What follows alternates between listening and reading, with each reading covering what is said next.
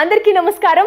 TET DSC అభ్యర్థులందరికీ ఒక మంచి శుభవార్త. తెలంగాణలో #1 teachers coaching institute Basara institute. ఆ సరస్వతీదేవి ఆశీస్సులతో ఇప్పుడు మన Basara institute TET DSC online classes ని కూడా స్టార్ట్ చేస్తున్నందుకు సంతోషిస్తున్నాము. TET DSC Gurukula teachers offline coaching లో స్టేట్ బెస్ట్ ఫ్యాకల్టీ చేత విద్యని అందించడంతో పాటు ఎందరో అభ్యర్థులని ఉద్యోగస్తులుగా మార్చిన ఘనత మన బాసరా ఇన్స్టిట్యూట్దే. ఆఫ్లైన్ క్లాసెస్ లో స్టేట్ #1 గా నిలబెట్టిన మీ అందరికీ హృదయపూర్వక ధన్యవాదాలు. అలాగే ఆన్లైన్ క్లాసెస్ లో కూడా అదే ప్రేమాధరాభిమానాల్లో మమ్మల్ని ఆదరిస్తారని ఆశిస్తూ మీ బాసరా ఇన్స్టిట్యూట్. ఇతర వివరముల కోసం please do contact their details 8686344155.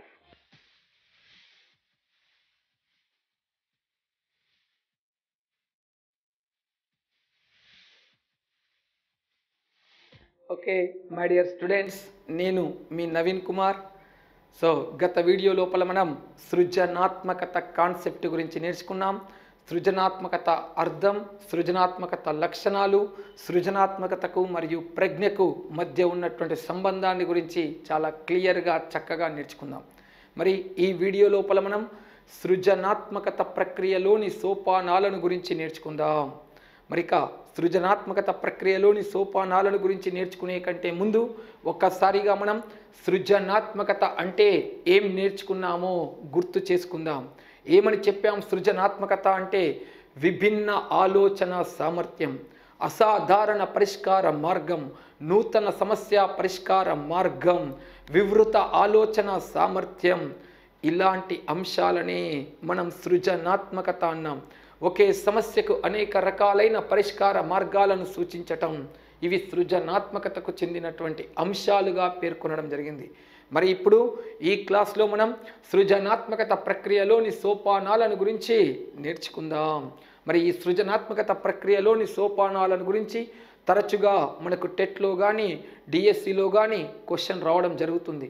మరి ఆ క్వశ్చన్కి ఆన్సర్ చేయాలంటే ఈ దశలేంటి, ఆ దశల అర్థం ఏంటి, ఆ దశల్లో ఉన్నటువంటి లక్షణం ఏంటి అనేటువంటి అంశం మనకు తెలుసుండాలా. సో ఇప్పుడు మనం ఇక క్లాస్లోనికి వెళ్ళినట్లయితే మరి ఈ సృజనాత్మకత ప్రక్రియలోని సోపానాలను గురించి ఎవరు పేర్కొన్నారు? సో సృజనాత్మకత ప్రక్రియలోని సోపానాలను గురించి 1926వ సంవత్సరంలో గ్రహం వాల్లాస్ మరియు రిచర్డ్ స్మిత్. ఎవరమ్మా? గ్రహం వాల్లాస్ మరియు రిచర్డ్ స్మిత్. సో గ్రహం వాల్లాస్ మరియు రిచర్డ్ స్మిత్లు ఆర్ట్ ఆఫ్ థాట్ అనేటువంటి గ్రంథంలో పేర్కొనడం జరిగింది. ఏ గ్రంథంలో పేర్కొనడం జరిగింది? Art of thought. So art of thought అనేటువంటి గ్రంథంలో ఈ సృజనాత్మక ప్రక్రియలోని సోపానాలను గురించి పేర్కొనడం జరిగింది. రైట్. సో ఇది గుర్తుపెట్టుకోవాల్సినటువంటి అంశాలు. గ్రహం వాల్లాస్ అనేటువంటి వ్యక్తికి దీనితో సంబంధం కలదు అనేటువంటి ప్రశ్న రావడం జరుగుతుంది. ఇక్కడ ఎంటైర్ సైకాలజీలో మన టెక్స్ట్ బుక్లో గ్రహం వాల్లాస్ అనేటువంటి పదం మనకు సృజనాత్మకతలో కాకుండా ఇంకెక్కడా రాదు. కాబట్టి వాల్లాస్ అనేటువంటి వ్యక్తికి ఈ అంశంతో సంబంధం కలదు అనిస్తాడు. అప్పుడు నువ్వు సూచించాల్సినటువంటి సమాధానం సృజనాత్మకత. వాల్టార్స్ అనే వ్యక్తి అడుగుతాడు, విన్నారా ఎప్పుడైనా? వాల్టార్స్ అనే వ్యక్తికి ఈ అంశంతో సంబంధం కలదు అంటాడు. పరిశీలన అభ్యసనంతో సంబంధం కలదు. మిల్లర్ మరియు డొల్లార్డ్ అదేవిధంగా ఆల్బర్ట్ బండూరాతో పాటుగా పరిశీలన అభ్యసనంతో వీరికి సంబంధం కలదు అనేటువంటి ప్రశ్న వచ్చినప్పుడు వాల్టార్స్ అనేటువంటి దాన్ని నువ్వు ఐడెంటిఫై చేయగలగాల. అదేవిధంగా సలోవే, మేయర్ అనే పదాలు వస్తాయి మనకి. అవి ఉద్వేగాత్మక ప్రజ్ఞలోనే వస్తాయి. కొన్ని స్పెసిఫిక్ పర్సన్స్ నేమ్స్ స్పెసిఫిక్ టాపిక్లోనే కనబడుతున్నాయి. కాబట్టి అలాంటి క్వశ్చన్స్ కూడా మనల్ని ఎగ్జామ్లో అడుగుతున్నాడు. గతంలో అడిగినటువంటి ప్రశ్న పాల్ టోరెన్స్కు ఈ అంశంతో సంబంధం కలదు, యాస్ సృజనాత్మకతతో సంబంధం కలదు. వాల్లాస్కు ఈ అంశంతో సంబంధం కలదు, సృజనాత్మకతతో సంబంధం కలదు. పీటర్ సలోవే, జాన్ మేయర్లకు ఈ అంశంతో సంబంధం కలదు, ఉద్వేగాత్మక ప్రజ్ఞతో సంబంధం కలదు. అలా ఒక పర్సన్ పేరు ఇచ్చినప్పుడు ఆ పర్సన్ తెలిపినటువంటి విషయం పట్ల మనకు స్పష్టమైన అవగాహన ఉండాలి. Okay, clear. మళ్ళీ ఇటువైపు వచ్చినట్లయితే సృజనాత్మకత ప్రక్రియలోని సోపానాలను 1926వ సంవత్సరంలో గ్రహం వాల్లాస్ మరియు Richard Smith art of thought అనేటువంటి గ్రంథంలో పేర్కొనడం జరిగింది. మరి సృజనాత్మకత ప్రక్రియ లోపల ఎన్ని దశలను పేర్కొన్నారు? 4 దశలను పేర్కొన్నారు. ఎన్ని దశలను పేర్కొన్నారు? 4 దశలను పేర్కొన్నారు. ఏంటి సార్ అవి? రైట్, వాటిని కనుక చూసినట్లయితే మొదటిది సన్నాహం. ఏంటమ్మా? సన్నాహం, సన్నాహం. సెకండ్ వన్ గుప్త స్థితి. గుప్త స్థితి లేదా దీనినే భావోత్పత్తి అంటాం. గుప్త స్థితి లేదా భావోత్పత్తి అని పేర్కొంటాం. ఇక నెక్స్ట్ వన్ అంతరదృష్టి. ఏంటమ్మా? అంతరదృష్టి లేదా ఈ దశనే ఆకస్మిక ప్రకాశం. చిత్రాన్ని చూస్తున్న క్రమంలోనే కాన్సెప్ట్ మీ మైండ్లోకి వెళ్ళిపోవాలా. గమనించండి, సన్నాహం అంటున్నాం. గమనించండి, గుప్త స్థితి లేదా భావోత్పత్తి అంటున్నాం. గమనించండి, ఆకస్మిక ప్రకాశము లేదా అంతరదృష్టి అని పేర్కొనడం జరుగుతుంది. గమనించండి, నిరూపణ. నిరూపణ, ఎస్, ఇవి సృజనాత్మకత ప్రక్రియలోని సోపానాల వరుస క్రమం. మైండ్ ఎగ్జామ్లో సృజనాత్మకత ప్రక్రియలోని సోపానాల వరుస క్రమం అనే ప్రశ్న రావడం జరుగుతుంది. ఎంటైర్ సైకాలజీలో ఎక్కడైనా సరే స్టెప్స్, సీక్వెన్స్, ఆర్డర్ గనక ఉంటే ఆ ఆర్డర్స్ అన్నీ మీ మైండ్లో అలాగే ఉండిపోవాలి. ఎక్కడి నుండి ప్రారంభించి సార్? జనన పూర్వ వికాస దశల నుండి ప్రారంభించి జనన పూర్వ వికాస దశల క్రమం, జైగోట్ దశ, ఎంబ్రియో దశ, ఫీటస్ దశ, సాంఘిక వికాస క్రీడల వరుస క్రమం రావాలి. అభ్యసన ప్రక్రియలోని సోపానాల వరుస క్రమం రావాలి. పరిశీలన అభ్యసనంలోని సోపానాల వరుస క్రమం రావాలి. సృజనాత్మకత ప్రక్రియలోని సోపానాల వరుస క్రమం రావాలి. సో ఎంటైర్ సైకాలజీలో స్టెప్స్ కానీ సోపానాలు కానీ ఎక్కడొస్తే ఆ ఆర్డర్, ఆ సీక్వెన్స్ మీ మైండ్లో అలా ఫిక్స్ అవ్వాలి. జనరల్గా గత ప్రశ్నాపత్రాలను పరిశీలిస్తే ఈ కాన్సెప్ట్ నుండి కూడా ఒక బిట్ రావడం జరుగుతుంది. కాబట్టి ఇలాంటి వాటన్నింటినీ కూడా మీరు మైండ్లో గుర్తు పెట్టుకోవాల్సినటువంటి అవసరం ఉంది. ఒక్కసారి కనుక సృజనాత్మకత ప్రక్రియలోని సోపానాల క్రమం చూసినట్లయితే సన్నాహం. సెకండ్ వన్ గుప్త స్థితి లేదా భావోత్పత్తి. థర్డ్ వన్ అంతరదృష్టి లేదా ఆకస్మిక ప్రకాశం. ఫోర్త్ వన్ నిరూపణ. Okay, clear. ఇప్పుడు ఒక్కొక్క దశను గురించి మనం క్లియర్గా నేర్చుకోవడం జరుగుతుంది. అది కూడా ఏ రకంగా ప్రస్తుత పరిస్థితులకు, క్లాస్ రూమ్కు అన్వయిస్తూ ఆ విషయాన్ని మనం ఇప్పుడు నేర్చుకోబోతున్నాం. ప్రస్తుత పరిస్థితికి, క్లాస్ రూమ్కు అన్వయిస్తూ ఆ విషయాన్ని మనం ఇప్పుడు నేర్చుకోబోతున్నాం. రైట్, చూసినట్లయితే సన్నాహం అని పేర్కొంటున్నాం. ఏంటమ్మా? సన్నాహం అని పేర్కొనడం జరుగుతుంది. సో సృజనాత్మకత ప్రక్రియలోని మొదటి సోపానం సన్నాహం. మరి ఇక్కడ సన్నాహం అంటే అర్థం తెలుసు, సంసిద్ధులం కావటం, సిద్ధపడటం, రెడీగా ఉండటం. సో కాబట్టి ఇక్కడ సృజనాత్మకత ప్రక్రియ లోపల సన్నాహం అంటే ఏ అంశాలు వస్తాయి సార్? ఇందాకే చెప్పుకున్నాం, సృజనాత్మకత అంటే ఒక సమస్య ఇచ్చినప్పుడు దానికి విభిన్న సమస్య పరిష్కార మార్గం చూపడం, నూతన సమస్య పరిష్కార మార్గం చూపడం, వివృత ఆలోచన సామర్థ్యాన్ని కలిగి ఉండడాన్ని సృజనాత్మకత అన్నాం. సృజనాత్మకత అన్నాం. సో కాబట్టి సృజనాత్మకత అనేటువంటి అంశంలో ఒక సమస్యకు పరిష్కార మార్గాన్ని కనుగొనేటువంటి క్రమంలో మనం విభిన్నంగా ఆలోచించడం జరుగుతుంది అన్నాం. కానీ ఇక్కడ సృజనాత్మకత ప్రక్రియలోని మొదటి సోపానం కనుక చూసినట్లయితే అంటే ఇక్కడ ఒక సమస్యను తీసుకోవడం జరుగుతుంది, లేదా పిల్లవాడికి ఒక సమస్యను ఇవ్వడం జరుగుతుంది, లేదా పిల్లవాడికి ఒక అంశాన్ని ఇవ్వడం జరుగుతుంది. ఇప్పుడు ఆ సమస్యను గురించి పిల్లవాడు సృజనాత్మకంగా ఆలోచించేటువంటి క్రమంలో జరిగేటువంటి దశలు ఎలా ఉంటాయి అంటే అందులోని మొదటి దశ సన్నాహం. ఇప్పుడు ఏమిచ్చాం సార్? సో ఒక 6వ తరగతి చదువుతున్నటువంటి విద్యార్థినికి కరోనాకు సంబంధించినటువంటి కరోనా వైరస్కు సంబంధించినటువంటి కార్టూన్ గీయండి అని ఉపాధ్యాయుడు ఆ విద్యార్థినికి సూచించడం జరిగింది. సో మరి ఇక్కడ కార్టూన్లు గీయడం అనేటువంటిది ఒక క్రొత్త ఆలోచన చేయడం, ఒక విభిన్న ఆలోచన చేయడం, ఒక నూతన ఆలోచన చేయడం. సో కార్టూన్ అనేటువంటిది సృజనాత్మకతలకు చెందినటువంటి అంశం. కాబట్టి ఇప్పుడు 6వ తరగతి విద్యార్థినికి సృజనాత్మకతకు సంబంధించినటువంటి ఒక కార్టూన్ గీయమన్నాడు ఉపాధ్యాయుడు. మరి ఇప్పుడు ఆ విద్యార్థిని ఏ రకంగా ఆలోచిస్తుంది, ఏ రకంగా సృజనాత్మకత ప్రక్రియలలో పాల్గొన్నది అనేటువంటి విషయాలను మనం ఇప్పుడు చూసినట్లయితే, మొదటగా సన్నాహంలో ఏంటి, సమస్యనిచ్చాం.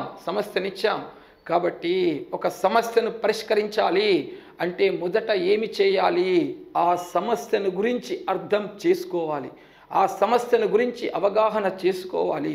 సో కాబట్టి ఆ సమస్యను అర్థం చేసుకోవడం, ఆ సమస్యను అవగాహన చేసుకోవడం అనేటువంటిది సృజనాత్మక ప్రక్రియలోని మొదటి సోపానం, సన్నాహం. సో ఈ సన్నాహంలో సమస్య పరిష్కరణకు ప్రాథమికంగా సిద్ధం కావడం జరుగుతుంది.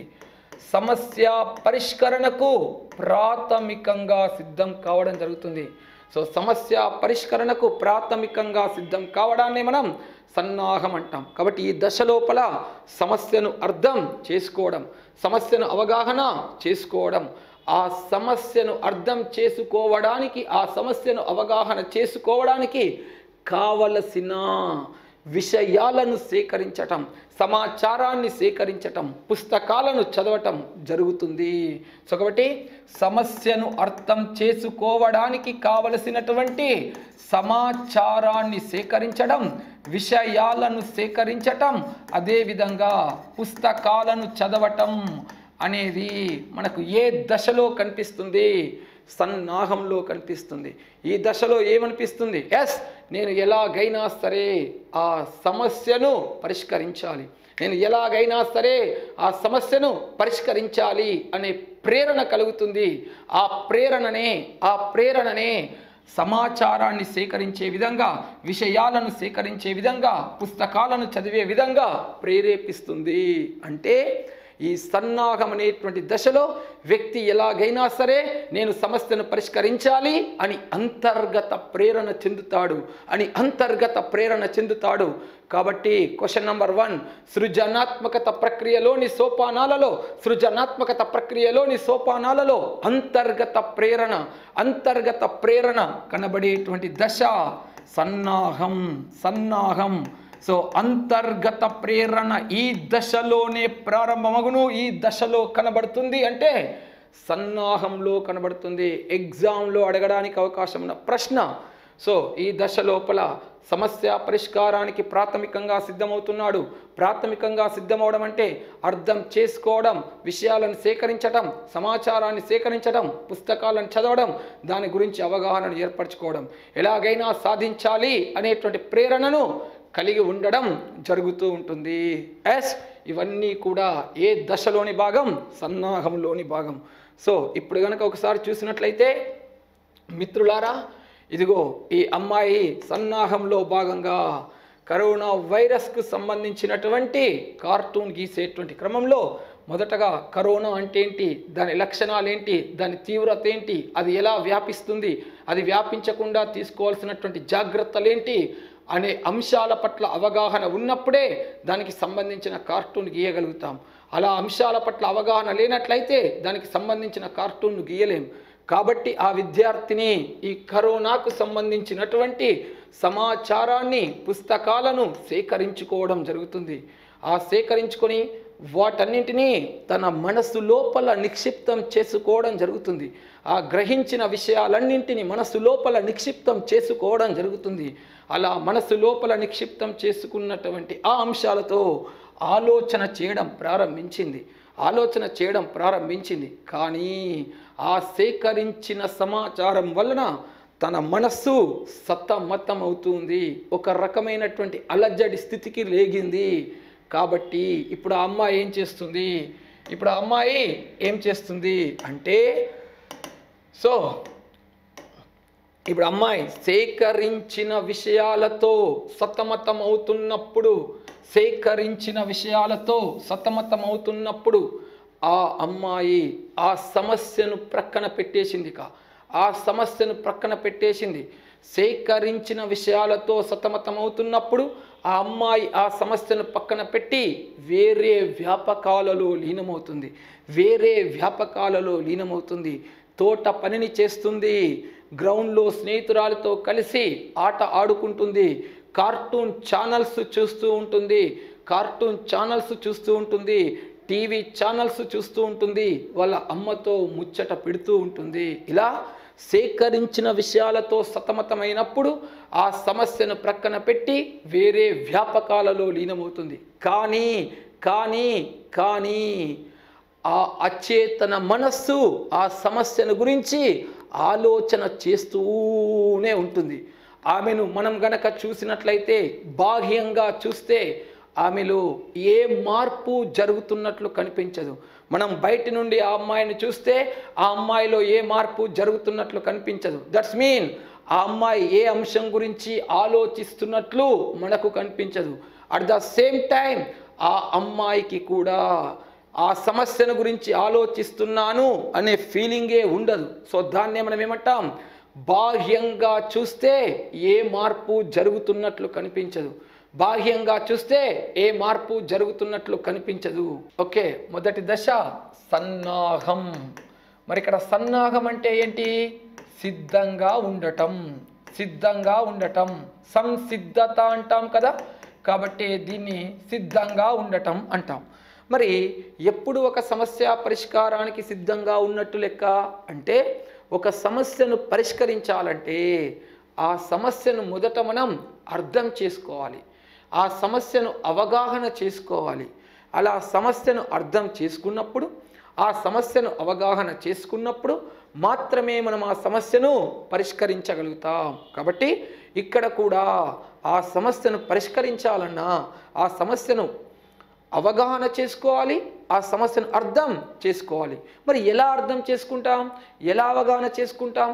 సో అర్థం చేసుకోవాలి, అవగాహన చేసుకోవాలి అంటే ఆ సమస్యకు సంబంధించినటువంటి సమాచారాన్ని సేకరించాలి. ఎలా సేకరిస్తావు? పుస్తకాల ద్వారా సేకరించవచ్చు, సామాజిక మాధ్యమాల ద్వారా సేకరించవచ్చు, ఇతర అంశాల ద్వారా కూడా సమాచారాన్ని సేకరించవచ్చు. సో మొత్తానికి ఆ సమాచారాన్ని సేకరించి దానిని మనసులో నిక్షిప్తం చేసుకోవడం జరుగుతూ ఉంటుంది. అలా సమాచారాన్ని సేకరించడం, సమాచారాన్ని గ్రహించడం అనేది ఈ దశలో జరుగుతుంది అని అడుగుతాడు ఎగ్జామ్లో ప్రశ్న. కాబట్టి చెప్పండి మిత్రులారా, ఏ దశలో సమాచారాన్ని సేకరించడం జరుగుతుంది అంటే సన్నాహములోనే సమాచారాన్ని సేకరించడం జరుగుతూ ఉంటుంది. ఆ సమాచారాన్ని సేకరించేటువంటి క్రమంలోనే ఎలాగైనా నేను ఈ సమస్యకి పరిష్కారాన్ని కనుగొనాలి, ఎలాగైనా నేను ఈ సమస్యకి పరిష్కారాన్ని ఉత్పత్తి చేయాలి అనేటువంటి ఒక అంతర్గత ప్రేరణ జనిస్తుంది. ఆ అంతర్గత ప్రేరణే ఈ సమాచార సేకరణకు ఒక బీజం వేస్తుంది. కాబట్టి సృజనాత్మకత ప్రక్రియలో ఈ దశలోనే అంతర్గత ప్రేరణ జనిస్తుంది అంటాడు. సృజనాత్మకత ప్రక్రియలలో ఈ దశలోనే అంతర్గత ప్రేరణ జనిస్తుంది అంటాడు. సో ఏ దశలోనే అంతర్గత ప్రేరణ జనిస్తుంది? సన్నాహములోనే అంతర్గత ప్రేరణ జనించడం జరుగుతుంది. సన్నాహములోనే అంతర్గత ప్రేరణ జనించడం జరుగుతూ ఉంటుంది. కాబట్టి సన్నాహం అంటే సమస్య పరిష్కరణకి ప్రాథమికంగా సిద్ధంగా ఉండడం, సమస్య పరిష్కరణకి సంబంధించిన సమాచారాన్ని సేకరించడం, ఎలాగైనా సమస్యను పరిష్కరించాలనే అంతర్గత ప్రేరణను కలిగి ఉండడం సన్నాహంలో జరుగుతాయి. అలా సేకరించినటువంటి విషయాలన్నింటినీ మనసు లోపలికి నిక్షిప్తం చేసుకోవడం జరుగుతుంది. గ్రహించిన విషయాలన్నింటినీ మనసు లోపలికి నిక్షిప్తం చేసుకోవడం జరుగుతుంది. సో ఇప్పుడు గనక చూసినట్లయితే ఒక ఉపాధ్యాయుడు ఒక విద్యార్థికి 6వ తరగతి చదువుతున్నటువంటి ఒక విద్యార్థికి కరోనా వైరస్కు సంబంధించినటువంటి కార్టూన్ను గీయమని చెప్పాడు. మరి కార్టూన్ను గీయడం అనేటువంటిది దేనికి సంబంధించినది? సృజనాత్మకతకు సంబంధించినది. కార్టూన్ గీయడం అనేది ఒక విభిన్న ఆలోచనను సూచిస్తుంది, ఒక విభిన్నమైన అంశాన్ని సూచిస్తుంది. అంటే కార్టూన్ గీయడంలో సృజనాత్మకత కనిపిస్తూ ఉంటుంది.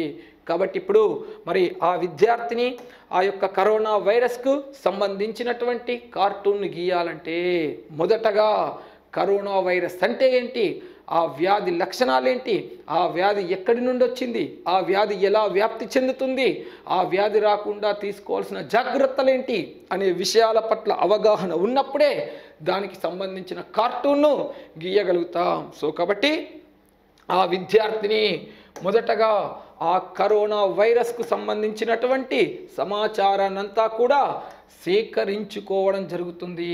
చూడండి, గమనించారా మిత్రులారా? ఆ విద్యార్థిని కరోనా వైరస్కు సంబంధించినటువంటి సమాచారాన్ని వివిధ పత్రికల ద్వారా, వివిధ పుస్తకాల ద్వారా ఆ సమాచారాన్ని సేకరించుకొని సిద్ధంగా ఉంటుంది. ఈ సేకరించిన సమాచారాన్ని తన మనసులో నిక్షిప్తం చేసుకుంటుంది. ఈ దశని మనం ఏమంటాం, సన్నాహం అని పేర్కొనడం జరుగుతుంది. గుర్తుంచుకోండి. ఇక రెండవ దశను కనుక చూసినట్లయితే ఆ రెండవ దశనే మనం గుప్త స్థితి అంటాం. ఏమంటామమ్మా? గుప్త స్థితి అని పేర్కొనడం జరుగుతుంది. మరి ఈ గుప్త స్థితి లేదా దీనినే మనం భావోత్పత్తి అని పేర్కొనడం జరుగుతుంది. మరి ఈ గుప్త స్థితి లేదా భావోత్పత్తి లోపల మనకు ఏ లక్షణాలు కనిపిస్తాయి అనేటువంటి అంశాన్ని గనక ఒకసారి పరిశీలించినట్లయితే, సో గుప్త స్థితి లేదా భావోత్పత్తి అని అంటున్నాం. సో ఈ గుప్త స్థితి లేదా భావోత్పత్తిని గనక ఒకసారి పరిశీలించినట్లయితే పేరును జాగ్రత్తగా గమనించండి. ఏమంటున్నాం? దీన్ని గుప్త స్థితి అంటున్నాం. గుప్త స్థితి. మరి ఇక్కడ గుప్త అంటే అర్థం ఏంటి? దాగి ఉన్న, బయటకు కనిపించని అని అర్థం. గుప్త అంటే అర్థం దాగి ఉన్నా అని అర్థం, బయటకి కనిపించని అని అర్థం. ఈ దాగి ఉండడం ఏంటి, ఈ బయటకు కనిపించకపోవడం ఏంటి అని అనుకుంటున్నారా? రైట్, అక్కడికే వస్తున్నాను. ఎప్పుడైతే ఈ సేకరించినటువంటి విషయాలను, సమాచారాన్నింటినీ మనసులో నిక్షిప్తం చేసుకొని ఆలోచనలు చేయడం ప్రారంభిస్తామో వ్యక్తిలో ఒక రకమైనటువంటి ధన్యత స్టార్ట్ అవుతూ ఉంటుంది, ఒత్తిడి స్టార్ట్ అవుతూ ఉంటుంది. సో ఆ క్రమం లోపల ఆ సేకరించిన సమాచారాన్నంతా పక్కన పెట్టేసి దట్స్ మీన్ సమస్యను ప్రక్కన పెట్టి వేరే వ్యాపకములో లీనం కావడం జరుగుతుంది. అంటే అర్థం, ఆ విద్యార్థిని తోటలోకి వెళ్ళి ఆడుకోవడం జరుగుతుంది, లేదా తోటలో ఉన్నటువంటి మొక్కలకు నీళ్లు పట్టడం జరుగుతూ ఉంటుంది, లేదా తన చెల్లెలితో కలిసి కార్టూన్ ఛానల్స్ చూస్తుంటుంది, లేదా తన స్నేహితులతో కలిసి ముచ్చట పెడుతూ ఉంటుంది. అంటే సమస్యను ప్రక్కన పెట్టేసి వేరే వ్యాపకములో లీనమవడం కనిపిస్తుంది. ఏ దశలో? గుప్త స్థితి లేదా భావోత్పత్తి. సో సమస్యను ప్రక్కన పెట్టి వేరే వ్యాపకములో లీనం కావడం ఏ దశకు సంబంధించినది అంటే గుప్త స్థితి లేదా భావోత్పత్తి. ఈ దశలో ఆ అమ్మాయిని గనక మనం పరిశీలిస్తే, ఆ అమ్మాయి ఏ సమస్య గురించి ఆలోచించినట్లు కనిపించదు. ఆ అమ్మాయిని మనం చూస్తే ఆ అమ్మాయి ఏ సమస్య గురించి ఆలోచించినట్లు కనిపించదు. అట్ ద సేమ్ టైం ఆ అమ్మాయికి కూడా తను ఒక సమస్యను గురించి ఆలోచిస్తున్నట్టు అనిపించదు. సమస్యను గురించి ఆలోచిస్తున్నట్టు తనకు అనిపించదు, సమస్యను గురించి ఆలోచిస్తున్నట్టుగా చూసే వాళ్ళకి అనిపించదు. అంటే అర్థం, బాహ్యంగా చూస్తే అంటే బయటి నుండి చూస్తే ఏ విధమైన మార్పు కనిపించదు, కానీ ఆ అచేతన మనస్సు, తనలోని అచేతన మనస్సు మాత్రం సమస్యను గురించి ఆలోచనలు చేస్తూనే ఉంటుంది. బయట నుండి చూస్తాం, అతను దేని గురించి ఆలోచించినట్టు అనిపించడు, మనకు అనిపించదు, తనకు అనిపించదు. కానీ అచేతన మనస్సు మాత్రం సమస్యను గురించి ఆలోచనలు చేస్తూనే ఉంటుంది. అంటే ఆ మనసు లోపల క్రొత్త భావాలు ఉత్పత్తి అవుతూనే ఉంటాయి. ఎలా ఉత్పత్తి అవుతుంటాయి సార్? సేకరించిన సమాచారం ఏదైతే ఉందో ఆ సమాచారములోని అంశాల మధ్య సంబంధాన్ని ఏర్పరచుకోవడం జరుగుతుంది. ఆ సమాచారాన్నంతా మొత్తంగా గ్రహించడం జరుగుతుంది. ఆ గ్రహించిన విషయాలను ప్రత్యక్షం చేసుకోవడం జరుగుతుంది. ఆ ప్రత్యక్షం చేసుకున్నటువంటి అంశాలకు బాహ్య అంశాలకి మధ్య సంబంధాలను ఏర్పరచుకోవడం జరుగుతుంది. ఇలా మనసు రకరకాలుగా ఆలోచన చేస్తుంటుంది. కానీ ఆ ఆలోచన చేస్తున్నట్లు ఆ వ్యక్తికి అనిపించదు, ఆ వ్యక్తిని చూసే వ్యక్తికి అనిపించదు. అంటే ఇక్కడ ఆ అమ్మాయి ఆ సమాచారంల మధ్య సంబంధాన్ని ఏర్పరచుకోవడం, ఆ సమాచారాన్ని బాహ్య అంశాలకు ముడిపెట్టి సంబంధాన్ని ఏర్పరచుకోవడాన్ని మనం ఇక్కడ ఏమంటామంటే వ్యవస్థీకరణం, పునర్వ్యవస్థీకరణం అంటాం. వ్యవస్థీకరణం, పునర్వ్యవస్థీకరణం, గ్రహించిన అంశాల మధ్య సంబంధాన్ని ఏర్పరచుకొని చేసేటువంటి ఆ ఆలోచనలనే మనం వ్యవస్థీకరణం, పునర్వ్యవస్థీకరణం అంటాము. అంటే ఇక్కడ ఈ వ్యవస్థీకరణం, పునర్వ్యవస్థీకరణం అనేటువంటి ప్రక్రియలు మనకు ఏ దశలో కనబడడం జరుగుతుంది అంటే వ్యవస్థీకరణం మరియు పునర్వ్యవస్థీకరణం అనునవి మనకు గుప్త స్థితిలో కనబడడం జరుగుతుంది. ఏ స్థితిలో కనబడడం జరుగుతుంది? గుప్త స్థితిలో కనబడడం జరుగుతుంది. ఎగ్జామినేషన్ పాయింట్ ఆఫ్ వ్యూలో అడగదగిన బిట్టు వ్యవస్థీకరణం మరియు పునర్వ్యవస్థీకరణం అనునవి ఈ దశలో కనబడినటువంటి అంశాలంటాడు గుప్త స్థితి. లేదా క్వశ్చన్ ఇలా ఇస్తాడు, బాహ్యంగా చూస్తే ఏ మార్పు కనిపించకపోయినా, బాహ్యంగా చూస్తే ఏ మార్పు కనిపించకపోయినా అచేతన మనస్సు సమస్యను గురించి ఆలోచించడం ఈ దశకు చెందినది అంటాడు. అచేతన మనస్సు సమస్యను గురించి ఆలోచించడం ఈ దశకు చెందినది అంటే గుప్త స్థితికి చెందినది. సో చూడండి మిత్రులారా, ఒకసారి ఈ అమ్మాయిని గనక గమనిస్తే ఈ అమ్మాయి హాయిగా ఎంచక్క మొక్కలకు నీళ్లు పడుతున్నట్టుగా కనిపిస్తుంది. ఆమె ముఖాన్ని గమనించండి ఒకసారి. ఆమె ముఖం లోపల మనకు ఏ కోశాన కూడా సమస్యను గురించి ఆలోచిస్తున్నట్టు అనిపించట్లేదు. ఆమె సమస్యను మర్చిపోయి తన వ్యాపకంలో తాను లీనమైపోయింది. కానీ ఒక్కసారి ఆమె అచేతన మనస్సును మనం పరిశీలిద్దాం. ఆమె యొక్క అచేతన మనస్సును గనక మనం పరిశీలిస్తే ఆమె అచేతన మనస్సు ఒకసారి చూడండి మిత్రులారా.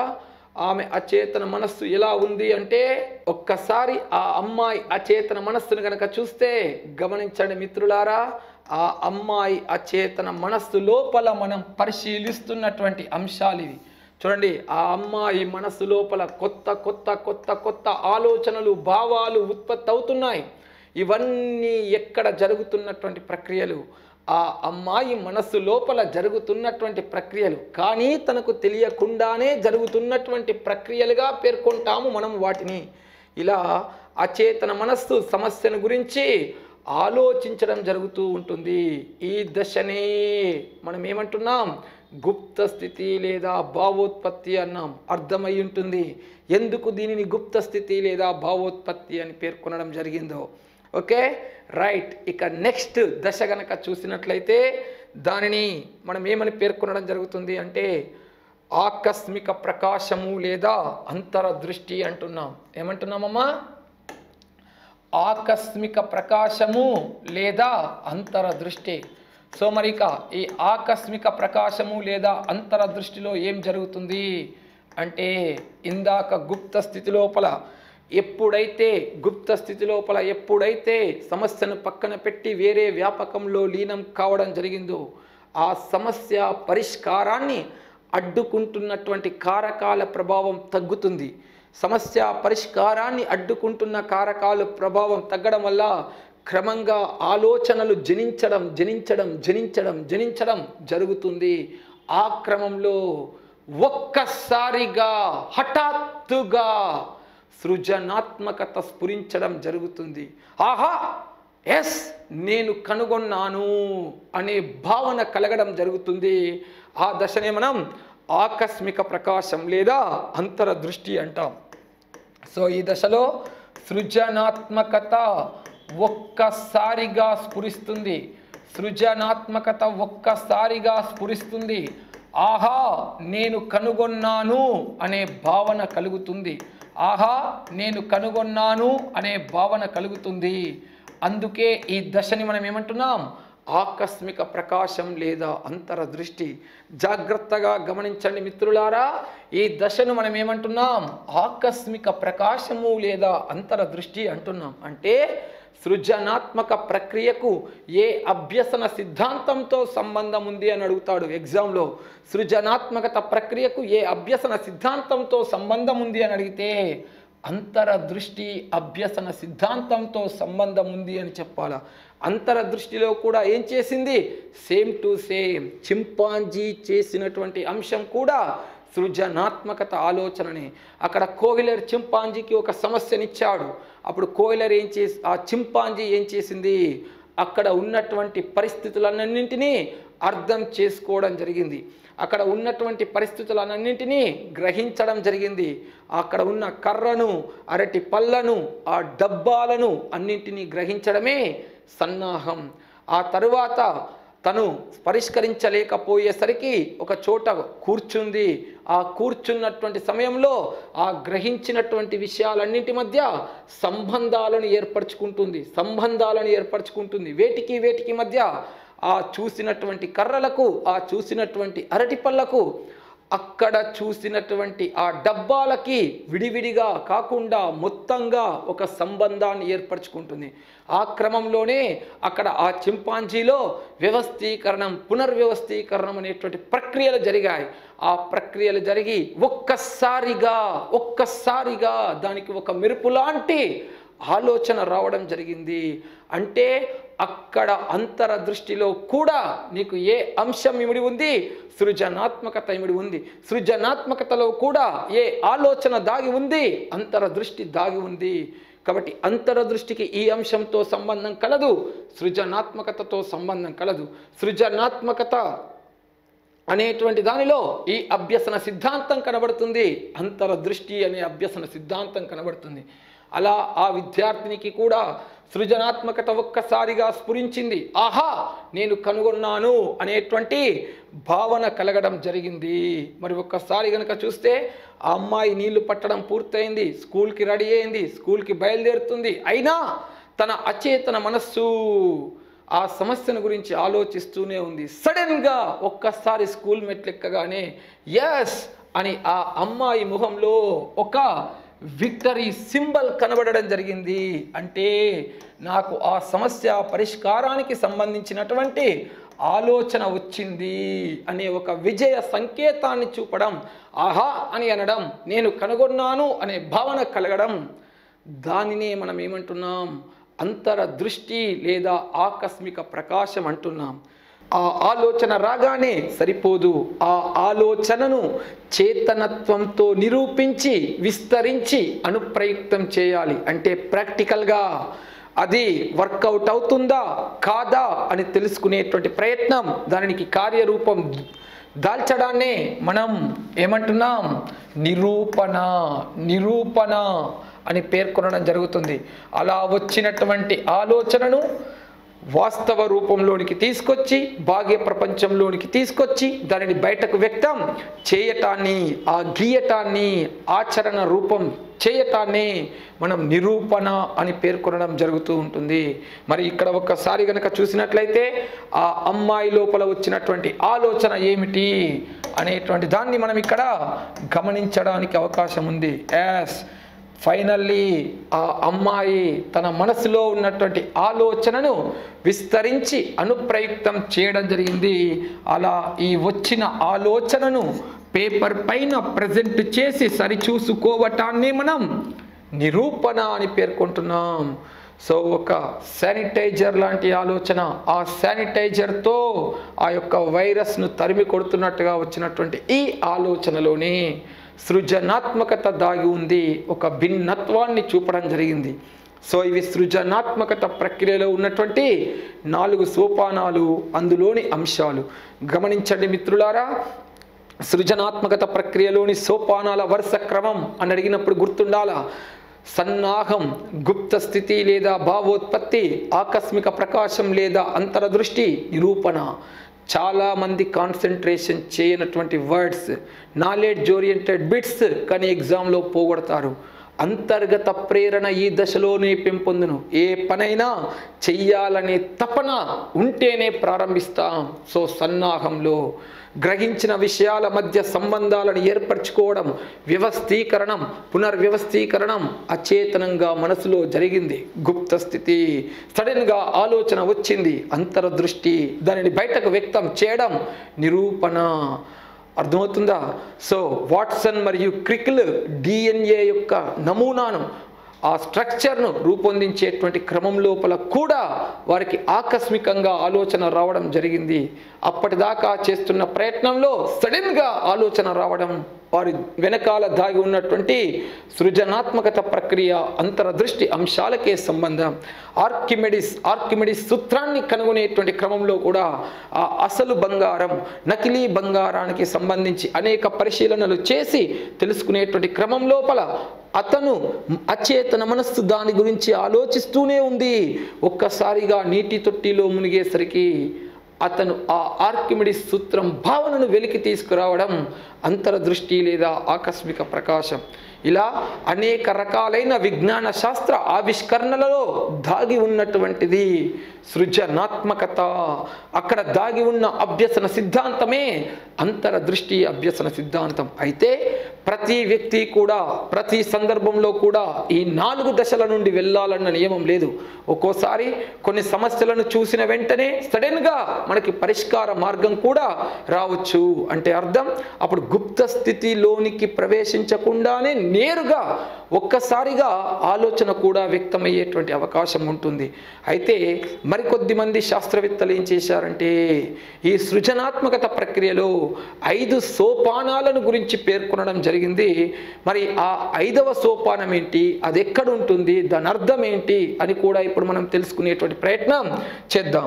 మరి వారు సూచించినవి ఏంటి సార్ అంటే, ఫస్ట్ వారు చెప్పినటువంటి మాట ఏంటో చెప్తాను.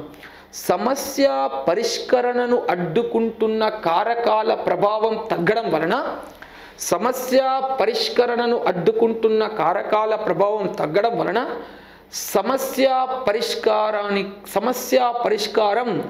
దగ్గరలో ఉన్నట్లు భావన కలగడం అంటారు. సమస్య పరిష్కరణను అడ్డుకుంటున్న కారకాల ప్రభావం తగ్గడం వలన సమస్య పరిష్కారం దగ్గరలో ఉన్న భావన కలగడం అని అంటారు. ఆ సమస్య పరిష్కారం దగ్గరలో ఉన్న భావన కలగడాన్ని సంకేతం అంటారు. సమస్య పరిష్కారం దగ్గరలో కల భావననే ఏమన్నారు వారు, సంకేతం అని పేర్కొన్నారు. ఇప్పుడు నేను ఇచ్చేటువంటి ప్రశ్న ఏంటంటే, జాగ్రత్తగా వినండి.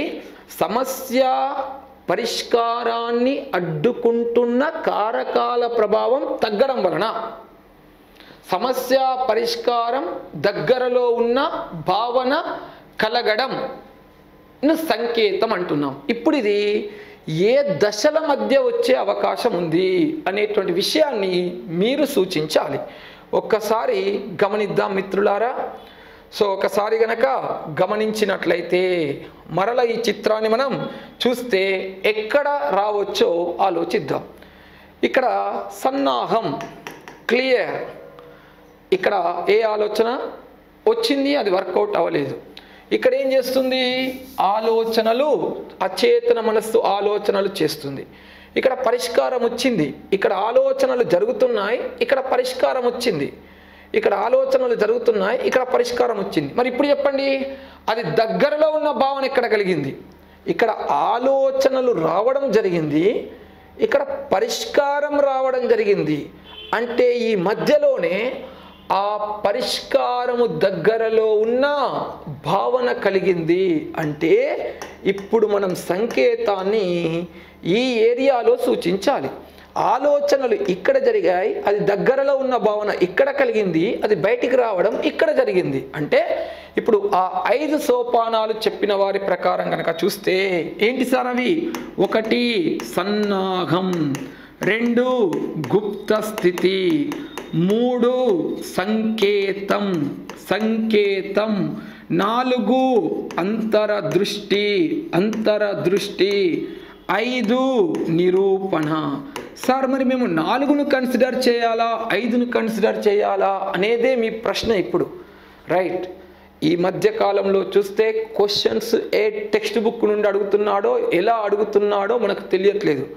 కాబట్టి మన దగ్గర అందుబాటులో ఉన్న సమాచారాన్ని అంతా గ్రహించడమే మన బాధ్యత. సో సృజనాత్మకత ప్రక్రియలోని సోపానాలు అని ఆప్షన్స్లో 4 దశల పరంగా ఇస్తే 4 దశల పరంగానే ఆలోచించాలి. ఇన్ కేస్ ఒకవేళ ఈ 5వ దశను కూడా ఆప్షన్స్లో ఇస్తే, అంటే సంకేతం కూడా మనకు ఆప్షన్స్లో కనబడితే అప్పుడు మాత్రమే మనం సంకేతము పరంగా ఆలోచించాలి. కానీ అంతవరకు సంకేతం పరంగా ఆలోచించకూడదు. ఈ సంకేతము కూడా గుప్త స్థితిలోని భాగమే. ఆలోచన బయటకు జనించడమే అంతర్దృష్టి. అంతకు ముందు జరిగే ప్రక్రియలన్నీ గుప్త స్థితిలో భాగంగానే మనం పరిగణలోనికి తీసుకోవాలి. మరి ఈ సృజనాత్మకత ప్రక్రియను చూసినట్లయితే విద్యార్థులలో కూడా మనం గమనించవచ్చును. ఫర్ ఎగ్జాంపుల్, ఒక తెలుగు ఉపాధ్యాయుడు బతుకమ్మ పండుగకు సంబంధించినటువంటి ఒక పాటను రాయమన్నాడు పిల్లవాడిని. అప్పుడు బతుకమ్మ చరిత్ర ఏంటి, బతుకమ్మ పండుగ నేపథ్యం ఏంటి, ఆ బతుకమ్మ పండుగ వెనకాల ఉన్నటువంటి సమాచారాన్ని అంతా సేకరించుకోవడం సన్నాహం. అలా సేకరించుకున్నటువంటి సమాచారానికి సంబంధించి ఆ పిల్లవాడు తనకు తెలియకుండానే మనసులో ఆలోచనలు చేస్తూ ఉండడం, వివిధ పనులలో నిమగ్నమైనప్పుడు కూడా తన మనసు ఆలోచనలు చేస్తూ ఉండడం గుప్త స్థితి. సడన్గా అతను క్రికెట్ ఆడే క్రమంలో ఇలా రాస్తే బాగుంటుందో అనే ఆలోచన రావడం అంతర్దృష్టి. దాన్ని పేపర్ పైన ప్రజెంట్ చేయడం నిరూపణ. ఒక జీవశాస్త్ర ఉపాధ్యాయుడు 10వ తరగతి విద్యార్థికి హిమోగ్లోబిన్, క్లోరోఫిల్లు మాట్లాడుకుంటున్నట్టుగా ఒక కార్టూన్ను గీయమన్నాడు. మరి అక్కడ పిల్లవాడు హిమోగ్లోబిన్ అంటే ఏంటి, క్లోరోఫిల్ అంటే ఏంటి, వాటి ఉపయోగం ఏంటి, వాటి ప్రాధాన్యత ఏంటి అనే విషయాలను గ్రహించడం సన్నాహం. ఆ గ్రహించిన విషయాలతో సతమతమవుతున్నప్పుడు కాస్త విరామాన్ని తీసుకొని వేరే వ్యాపకంలో లీనం కావడం గుప్త స్థితి.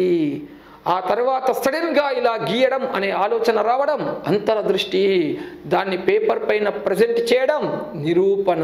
ఇలా ఎన్ని అప్లైడ్ బిట్స్ అయినా ఇవ్వనిక ఆ పదాలు మనకు ఐడియా ఉంటే ఆన్సర్ చేయగలుగుతాం. Okay, clear? ఇది సృజనాత్మకత ప్రక్రియలోని సోపానాల వరుస క్రమం.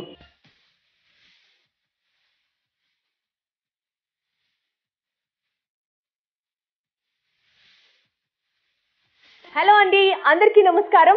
టెట్ డిఎస్సి అభ్యర్థులందరికీ ఒక మంచి శుభవార్త. తెలంగాణలో #1 teachers coaching institute Basara institute. ఆ సరస్వతీదేవి ఆశీస్సులతో ఇప్పుడు మన Basara institute TET DSC online classes ని కూడా స్టార్ట్ చేస్తున్నందుకు సంతోషిస్తున్నాము. TET DSC Gurukula teachers offline కోచింగ్లో స్టేట్ బెస్ట్ ఫ్యాకల్టీ చేత విద్యని అందించడంతో పాటు ఎందరో అభ్యర్థులని ఉద్యోగస్తులుగా మార్చిన ఘనత మన బాసరా ఇన్స్టిట్యూట్దే.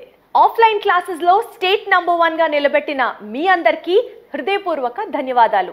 అలాగే ఆన్లైన్ క్లాసెస్లో కూడా అదే ప్రేమాధరాభిమానాల్లో మమ్మల్ని ఆదరిస్తారని ఆశిస్తూ మీ బాసరా ఇన్స్టిట్యూట్. ఇతర వివరముల కోసం please do contact their details 8686 344 155.